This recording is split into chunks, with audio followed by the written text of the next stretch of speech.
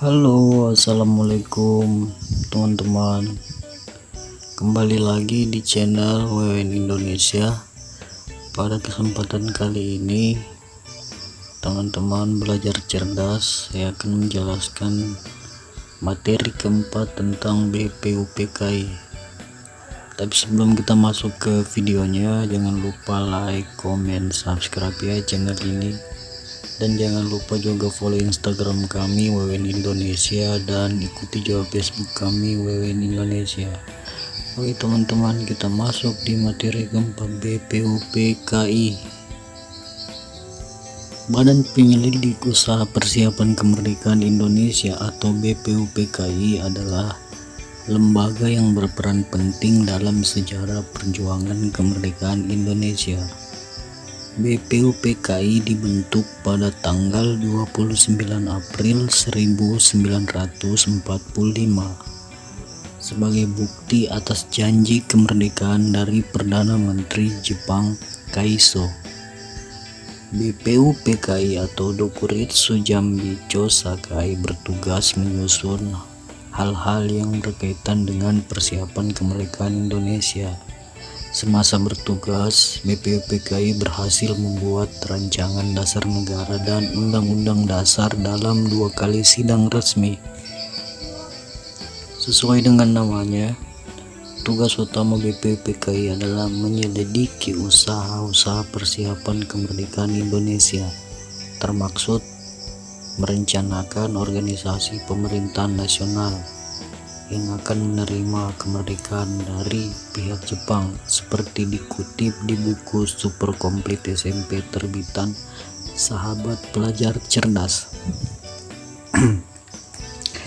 Kemudian sejarah terbentuknya BPUPKI.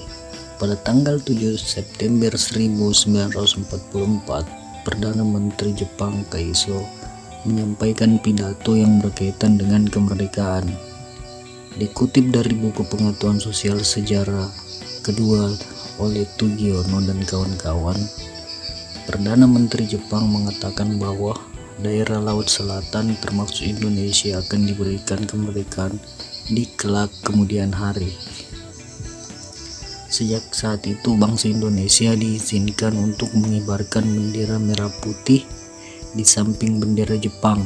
Mereka juga diperbolehkan menyanyikan lagu kebangsaan Indonesia Raya selain lagu-lagu Jepang.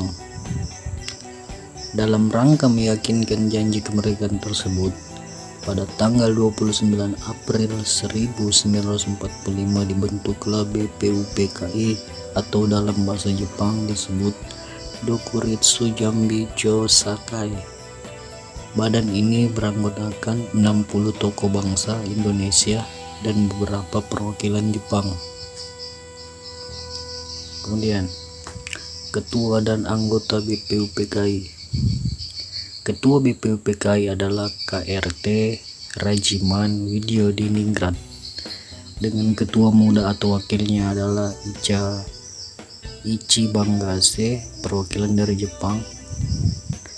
Berikut struktur organisasi BPUPKI. Ketua Dr. KRT Rajiman Widyodiningrat, Ketua Muda Ichibangase, Sekretaris RP Surono. Yang keempat, anggota 60 orang Indonesia merupakan perwakilan dari seluruh wilayah Indonesia dan 7 orang Jepang tanpa hak suara. Beberapa sumber mengatakan anggota BPUPKI berjumlah 62 orang.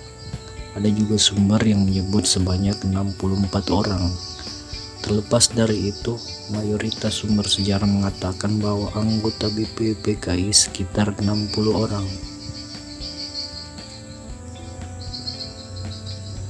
Sejarah pembubaran BPUPKI. Selama berdiri, BPUPKI telah menjalankan 2 kali sidang resmi. Sidang pertama dilaksanakan pada 29 Mei sampai 1 Juni dengan menghasilkan rumusan dasar negara yang berupa pandangan umum saja.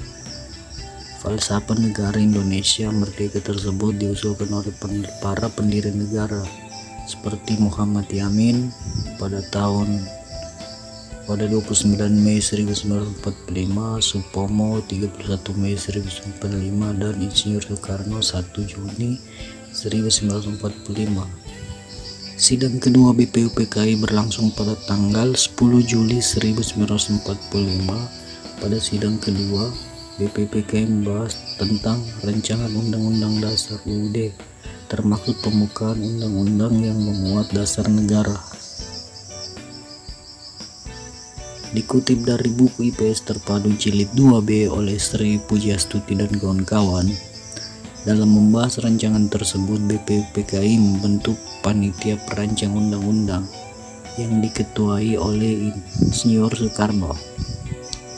Dalam menyelesaikan tugasnya, BPUPKI akhirnya dibubarkan pada tanggal 7 Agustus 1945. Sebagai gantinya dan kelanjutannya, maka dibentuklah Panitia Persiapan Kemerdekaan Indonesia PPKI, atau dalam bahasa Jepang disebut Dokuritsu Jangi Inkai. Oke teman-teman, sekian dan terima kasih ya. Apabila video ini bermanfaat, silahkan share dan jangan lupa subscribe channel ini ya. Saran dan kritik Anda silahkan komentar agar channel ini berkembang.